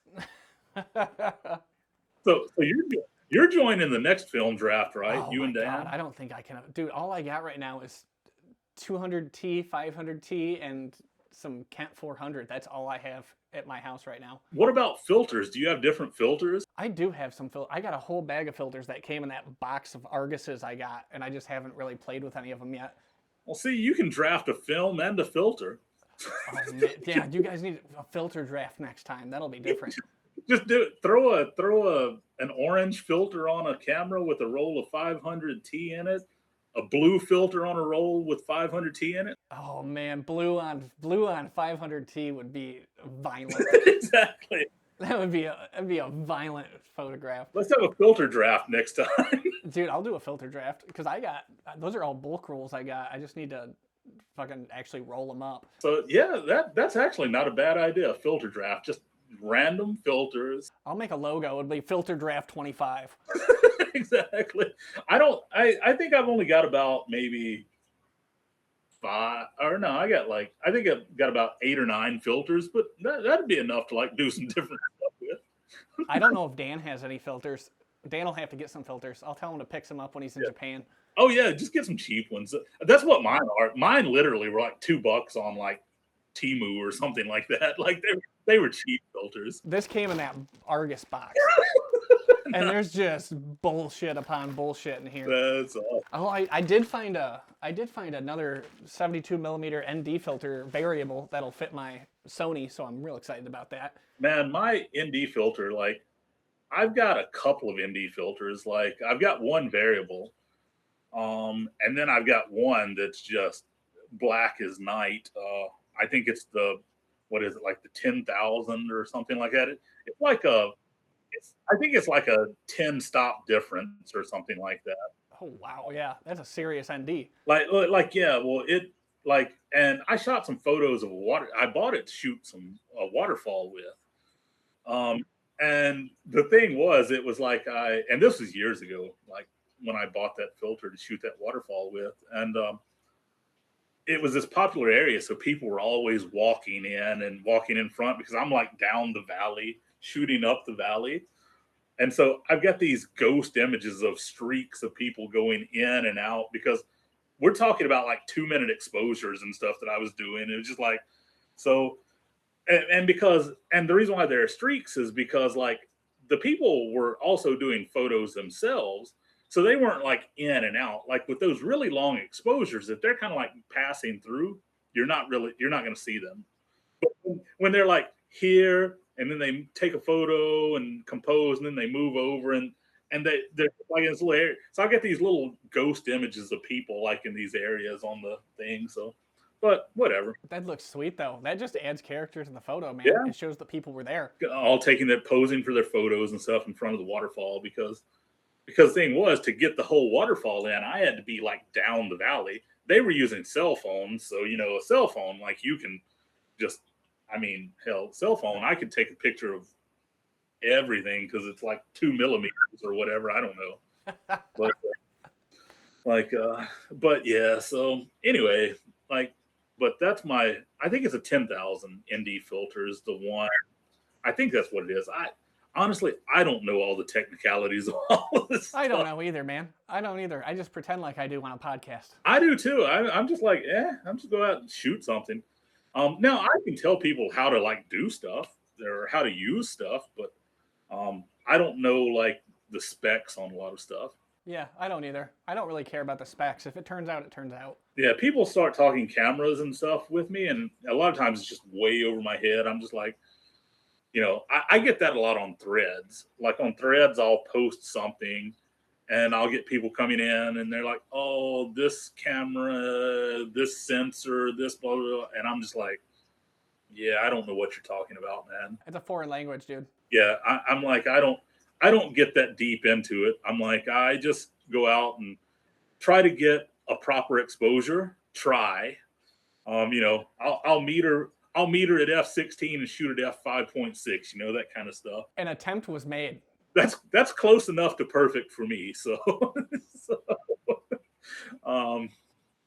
but nah, man. So that's sort of the way I am, dude, with the stuff. So I think it's a good idea to keep your expectations being comfortable. yeah, Where you're just like, if this turns out, it turns out, and if not, I'm not gonna beat my own ass about it. and that's the way I look at it. I don't do anything more than that. I'm just like, like we'll work through it, and yeah, and me and Hans joke a lot because I have so much stuff that I shoot that like I don't even like.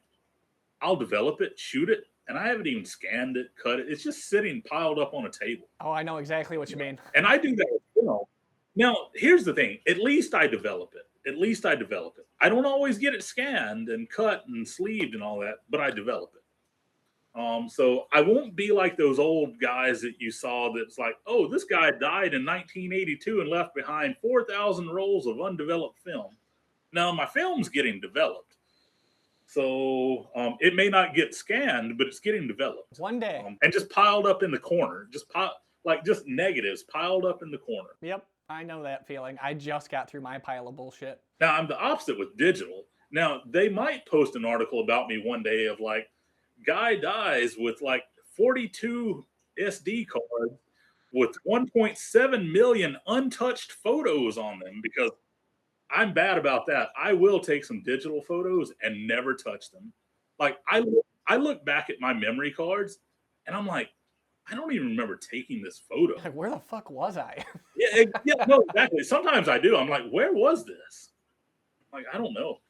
Because I would say out of my digital stuff, I probably only touch 1% of what I shoot on digital. Like I'll shoot it, but I'll skip. Oh, this one, okay, I'll edit this one. Skip. Yeah, I overshoot bad. And there's a lot of good stuff in those that I'm skipping. It's just like, but I don't really think about it. I'm just like, eh.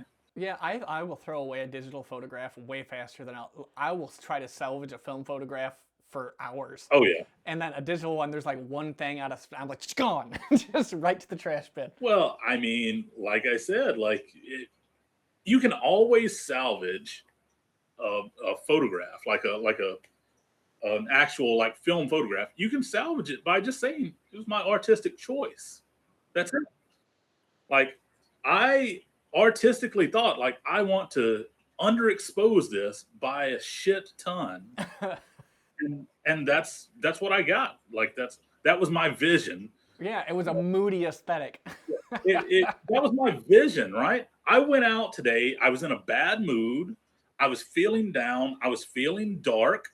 So all of these like underexposed photos are a representation of that. Dude, it would work and it would do well. If you wrote an article like that, it would do well. And then at the end, after everybody says something, you should be like, I lied, I fucked up. Exactly. It's like like I metered wrong, everybody. It'd be funny if that article took off to where it's like, did you see these gorgeous moody photographs? The next article's like, so I lied. Exactly. That's what we need to go with, man. But yeah, but I do that a lot. It's just like and then I shoot a roll of Phoenix and I get those gravy browns that we talk about. Dude, those are, I don't know why I'm buying more Phoenix 1. That Phoenix, man, if you underexpose it, you're getting brown. You're getting big brown, muddy brown. It's not a good brown. No. It's a fucking, it's like a beat up leather case brown, like one of those cheap suitcases you can get from one of those Goodwills. Exactly. That's Phoenix 1 underexposed. And yeah. like, well, actually, the thing is, I'm buying more Phoenix One. Hans, he's gone all in. I think he owns like half the stock of Phoenix One in the country now. He's been buying some film. He's like, oh, I don't have as bad a camera problem as you do. And I'm like, dude, your film collection's getting pretty fucking serious. We should have a word about that. And he's like, I don't want to talk about that. Right. so yeah, but Phoenix One, like, I need to buy a few more rolls of it myself because I've seen that some repacker, respooler, Revlog. I don't Revolog, I don't REVOLOG or something like that. I'm not sure. They take film and they expose it to like lights and random effects and then re-spool it and then you shoot it. So it gets like all these weird things. They started doing that with Phoenix One now. Oh no. So apparently they're buying up Phoenix One and like fucking with it. Ruining it. That's just taking more of it off the market, more of it off the market. And I think once this Phoenix One run is done, it's done. I would guess. I don't think so. Because some people fucking love this stuff. Yeah, I think they're going to keep it. There's a reason they called it Phoenix 2. Yeah, I mean, hopefully they do keep it because, I mean, I like it. I do too, even though I hate it at the same time. Oh, yeah. Well, that's what I was going to say. I like it because when you get a nicely exposed shot with it, it's really good. When you don't get a nice exposure, it's absolute shit. But what do you meter it for? So I shoot mine. Okay. So here's the thing. I want to shoot it at around 100 around that's what I want to do. But the thing is, the rolls that I've shot have all been in the Mew. The DX code. Yep. So it shoots it at 200. So now, with that said, I do have the Auto Boy that I drafted that roll for, my Canon Auto Boy. I can set it to 100. So, but also it's got a busted light meter. So, like that light meter, who knows? You should get some of the DX stickers. Have you seen those? The DX code stickers to replace them? That's come in handy with me a few times. Yeah. Well, see, my Auto Boy is I can set the ISO on it because it's the old, like, you can select the ISO. But my light meter is, and when I say it's busted, it's just not accurate.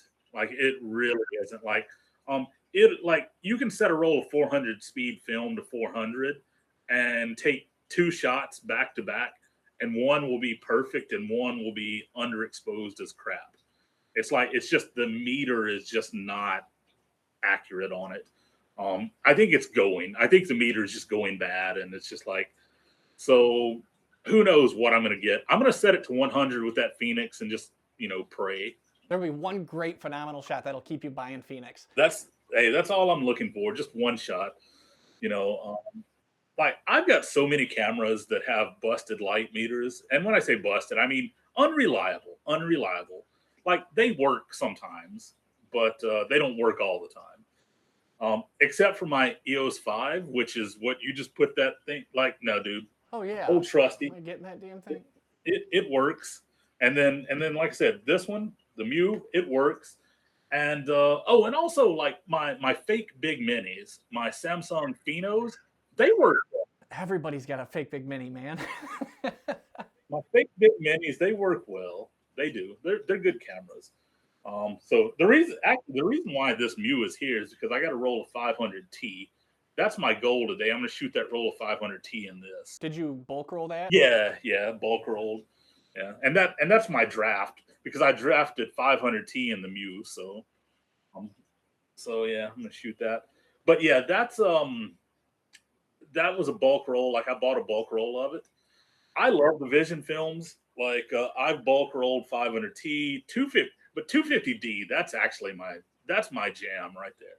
250D is the one that I gravitate to.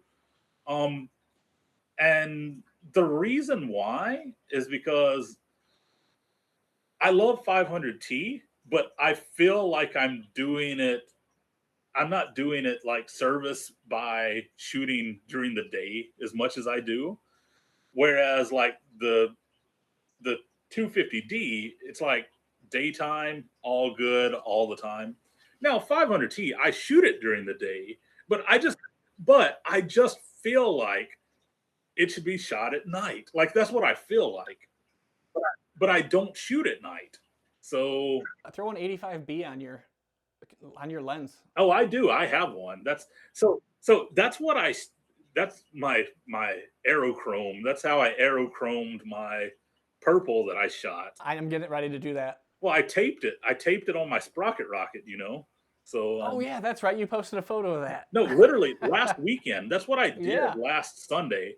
I taped it on my Sprocket Rocket, put in the Lomo purple, and went out to the temple. And we're gonna see what happens. I don't know. That roll is at the lab right now. It's developed, but I'm honestly kind of thinking about going to the lab today, just making a trip just to pick up those negatives. Dude, that could be very cool on the Sprocket Rocket because that camera's it's cool to begin with, and for it to be on Lomo purple with the warming filter, yeah. You should go get those because I want to see that shit. I want to see it too. The thing is, like, so the lab, so I get them to scan my stuff because it's included. Like, I mean, when I say it's included, like, so a C41 roll is $6 with scans included. That's such a good price. A C41 roll without scans is $4. Okay. To me, it's worth giving them the $2 extra just to get a preview. It it gives me a preview, but the thing is they won't scan, they don't do panorama. Oh, yeah. So those I have to scan myself. Do you have to stitch those? No. So I mean, yes and no. If I want like the highest resolution, yes, I have to stitch them. If I don't and I just want to crop in, I can get them all in one. All right. So yeah, so like, which is what I usually do. I just usually end up like with a super cropped image. No, I was just curious because I don't know how I would do that. I don't know if I would shoot it like 2 frames and then stitch it together. Yeah, because that's the thing. It's like if I want to get really high detail and get down on it, I could shoot one and then move it over and shoot the other half and then stitch them. But I don't. I just shoot the entire frame in one shot and then I just crop it down. Normally, what I do when I shoot and digitalize those is I just basically, I basically get my edges on the camera, like I get those so that they're set, and then I shoot, and then I just crop the top and bottom off. I need to come up with a better solution for I need to like mount this to the glass so it's not moving around. I just don't know how I'm going to do it so it's even. Yeah. And I don't want to put glue on it in case I want to move it onto some other kind of like optical glass instead of just old picture frame glass. Mounting to the glass, like I use rubber bands. That's not a bad idea. I just rubber band it on. Like that because I told you that I use my digitalizer on the Cinestill light. I just made that mask to mask off all the excess light around the outside, and I just take rubber bands and I just rubber band it on so it holds it down so it doesn't slide around, because otherwise it would like slide and move. Yeah, and then you have to like move it back underneath the lens. Yeah, exactly. One problem I keep having, and I don't know what the fuck's causing it, is there'll be light bounce back onto the negative itself, and I'll have to correct that in post, where I'm just like decreasing exposure on one side of the image, and I cannot figure out where it's coming from. I have the lens hood on, I have a mask on, and I don't know if it's maybe like, the orange light for when a timer's going off, but that's done before the photo's even taken, so I don't know what exactly is causing it. I don't know, man. Like sometimes scanning can be such a pain. Like I get stuff like that. And usually it's just like you said, there's some stray light somewhere that's from somewhere. I don't know. Yeah, no idea where. It's like I don't know where the stray light's from, but yeah, I'll end up with negatives where like one part's proper and the other part is like off and stuff like that, and it's like, where'd that light come from? I'm in a dark basement, no other light. I'm like, what the fuck? Yeah, because it's not on the negative. It's like the negative's fine. And then the next scan is perfectly fine. It's just, it makes no sense. Maybe I need to get one of those like cylindrical things that just like slide over the lens all the way, like a bigger, longer lens hood. Yeah, I've seen those, and they are kind of interesting. The ones that actually attach to the device. Like Veloy or whatever makes it. Yeah, yeah. So those are pretty cool. But no, I do need to get those panos because it takes them about 2 weeks to ship back. So I've still got another week before I'll get those negatives. So I might go in tomorrow and just pick them up. You should, man. You should go grab those. I'm real interested in seeing those because I've been looking at a Sprocket Rocket for a minute, and if it shoots some good fake aerochrome and I don't have to digitalize it. Yeah, get yourself a Sprocket Rocket. You don't need an X-Pan. You know what I call my Sprocket Rocket? I call it a Flexpan. And the reason why I call it a Flexpan is because I go out and flex on everybody when I shoot it. Well, everybody sees them and they're like, "What the hell is this thing?" It's because it's one of those cameras that kind of like Right? flew under the radar because everybody's looking at the X-Pan, and then you're like, "We're gonna start the Flexpan revolution is what we're gonna do." Well, so speaking of that camera, so all right, so I'll tell you, the exhibition that I said that was kind of my high point. I shot 2 cameras for that exhibition: the Sprocket Rocket and my mom's AE1. That's a solid lineup. And the reason why I did it is I wanted to shoot my mom's camera. I was like, I wanna put something from my mom's camera on display. So I did that, and then the Sprocket Rocket was just like, you know what? Everybody's like, all of the YouTubers and influencers and stuff like that are like, oh, if you want to display your work, if you want to put out work, you got to shoot this kind of camera and that kind of camera, and you wouldn't want to do an exhibition with a Lomo fisheye. You wouldn't want to do that, right? That's not professional and all that. Well, guys, I'm not professional. Okay, I just do it for fun, and I want to like do an exhibition with a Lomo fisheye, so I'll do it. So anyway, so I did that, and I shot the Sprocket Rocket.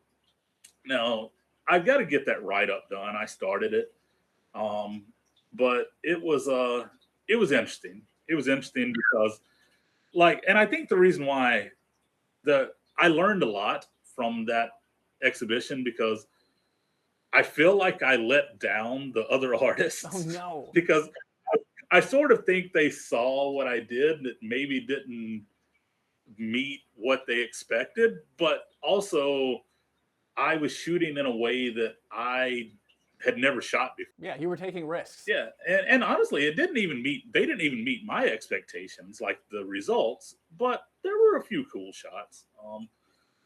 And that's the thing, it's like I had to shoot this, and I only had space for like 7. Let's see, 1, 2, 3. Yeah, I only had space in the exhibition for 7 shots for seven photos. So but it turned out good. But at the same time, I just feel like I'm like I hope I didn't disappoint them, but I kind of feel like I did. But I don't know if I did. It's just. Yeah, it's that self-doubt creeping in. That's what that is. Well, these were people that like this is their job. Like the people that I was doing this with, like literally are, art professors who own studios and are full-time artists and stuff like that. And me, I'm just I'm just a little English teacher, like shooting film for fun, so. Yeah, but you're probably creating a lot more interesting work than some of those might even be creating. But no, it was good. But I shot the Sprocket Rocket for that, and my mom's AE1 for that, and so it worked out, well enough. But yeah, so I need to get those scans so you can see that Sprocket Rocket aerochrome. Yeah, that might sell me on the Sprocket Rocket. I mean, good cameras. Like I really do like it. You want to know one of the reasons why I like the Sprocket Rocket so much? Why is that? I can take a 36 exposure roll, and it's only like 17 frames. 36 exposures kill me. Like it really does. It does. I don't roll 36. I roll 24s. 24. That's me. That is me. Yep. I roll 24s. That's the reason why I bulk load, because 24 exposure rolls and sometimes 18. Like I'll sometimes roll an 18 or a 24. 24 is standard, 18 occasionally. My 1/2 frame camera, I will roll short rolls. 36, man, it kills me. But the Sprocket Rocket, hey, that's only like 17 frames. So, it's all good. That's a bargain, man. I might. Damn, but then I'm gonna start rolling 36 to have all those 17 frames. Yeah, but damn it. Yeah. I'm gonna end up with a fucking Sprocket Rocket because Hans has been pushing it too. Yeah, well, you saw how I did it. I just took some masking tape, just taped the filter on. It's genius. One thing, just make sure with the Sprocket Rocket, make sure you have some extra rubber bands to like tape your back on, because that back just like snaps on and it'll like, you'll knock it and it'll like pop off. So I've heard that. Everybody's like reinforce the back. Yeah, because it's got those clamps on the side. It's just like little clamps. Yeah, it's like the old Argus setup, like the C3 backs. Yeah, so I just take rubber bands and just put rubber bands over it, and let that work. Now, here's one thing. One thing about that camera, though, because you are exposing over the sprockets, you want it to be exactly level. So I shoot that one a lot on a tripod with a bubble level on top. I was gonna ask whether you shoot it on tripod or not. There's nothing worse than getting back what would be a banging shot, but it's tilted like that, and you try to crop it straight, and you've got like the exposed sprockets, and you've got it like cropped through some, and then some other ones are showing, and it's like, it just gets me. I'd be devastated. That camera will piss me off because I think I'm level all the time, and it never works out. I'm not. That's the reason why my name is Focus Tilt. No, it literally is Focus Tilt, because I would spend so much time getting focus and get it perfect, snap the photo, get back the scans to be tilted. There's a lot of cropping in my film. Oh yeah. So that's about Focus Tilt. That's where the name came from, because I tilt the shit out of my camera. I'm thinking I'm level, and I'm like this. You're just shooting Dutch angles. Yeah, exactly. It was a creative choice. You're one of the few people that knows where that name came from. Well, there's about to be a lot more, hopefully. Yeah, hopefully so. Yeah, your episode's gonna be the one that hits, and it's just we're going from here, man. Oh, it's only up. Straight up. Yeah. Hans is gonna listen back to this, and he's gonna be like, "You guys said my name so much, I'm super cutting everything and putting it together for my YouTube channel." Exactly. The Sticky Nikon. That's a good name. I was like, well, how fucking sticky are these Nikons you keep talking about? Well, he's got a sticky Nikon. I told him, I said, I've got a squeaky Sigma. That should be your YouTube. I've got a squeaky Sigma because like my Sigma 17 to 50 that I shoot on my digital, like the focusing motor or focusing gear or whatever in it, it squeaks. It's like, oh yeah, it's going bad. Like the motor's going out. It's what it is. So it squeaks. It's a little bit of character. I try to only take photos with it in noisy places. In a noisy place, it's fine. If I'm in a quiet place, oh my God, it's just screeching through, and it's like, oh man, everybody's looking. Yeah, everybody's looking because they're like, "What was that?" It's like you open a haunted house door. Squeaky Sigma, that's what I got. But then I would have to abandon my Focus Tilt. I can't do that. I have to keep that going. So I can't be the Squeaky Sigma. I could do a Squeaky Sigma series, all stuff that I take with the Squeaky Sigma, It's just a super cut. You need to like film yourself doing it and a super cut of the Sigma squeaking. Yeah, just a squeak. Just one long squeak the whole video. I'd laugh so hard, man. Like we've got some ideas. We definitely have ideas. Yeah, man. We brainstormed the shit out of this session. Like, I get inspiration from everything. Speaking of inspiration, like I watched a movie on Netflix the other night. Well, last night, not the other night, last night. It was called Uglies. Have you ever watched it? I don't think so, no. It's this sci-fi type action sort of thing where like the world is divided into ugly people and pretty people. I've seen the trailer for it, yeah. And when they turn 16, everybody gets made pretty. So like, kind of like that. So plastic surgery to make them pretty and everything. So there's this super big plastic surgery area in Seoul. So I thought about just going there and shooting that entire area of signs, like the plastic surgery signs, and You should do that. not people, but Yeah. just I was like, because I don't like, I don't like shooting people on the street. Yeah. I'm not a Like, fan. and the reason why, honestly, the reason why is privacy. Like I do it sometimes, but I really don't because I don't want somebody who doesn't want to be photographed to be photographed. I do it sometimes. Like sometimes I do it, and sometimes I intentionally do it, but I still feel kind of bad when I do it. Like it's like I do it, but then I feel bad after I've done it. I'm like, I shouldn't have taken a photo of that person. If I'm shooting like a streetscape style thing and people happen to be in it, I feel less guilty. But if I'm targeting an individual, the shame, man, I feel immense shame. Yeah, me too. Me too. And I even post those photos where I'm like, oh man, this is a great photo of this person. But then I'm also like, oh man, I wish I hadn't taken a photo of them. Like, honestly, you know what it is? Here's the thing. I feel like, I think part of the shame for me is I feel like I'm getting something out of it, but they're getting nothing. And I think they should get something. So it almost makes me want to be like that guy that's on Instagram or YouTube or whatever that takes photos of people and then prints one off automatically right there and gives it to them. I love that. Like it kind of makes me want to do that because then I think I wouldn't feel as bad about it because I could be like, hey, I took your photo. Here you go. Like, I don't know. It's just, I think that's why. I think that's such a cool idea. I've been looking at those printers because of that. Not that I would do that, but I think it's such a cool idea. Right. But I think that's why I feel the way I feel when it comes to taking people photos on the street because I'm like, I'm getting something out of it. They're getting nothing out of it. And it makes me feel bad. So I think that's an honorable way to look at it. I would say that. I'm not gonna say I'm not gonna do it ever, but oh yeah, no. That's the thing. It's like I do it. Like I do it and because sometimes I find some of the people that I run across interesting. I'm like and it's usually their outfit or their style or something. Like I don't do the whole like homeless or like I don't do anything like that. Or people that have some problems. Like I don't do that. Like I don't get down with that.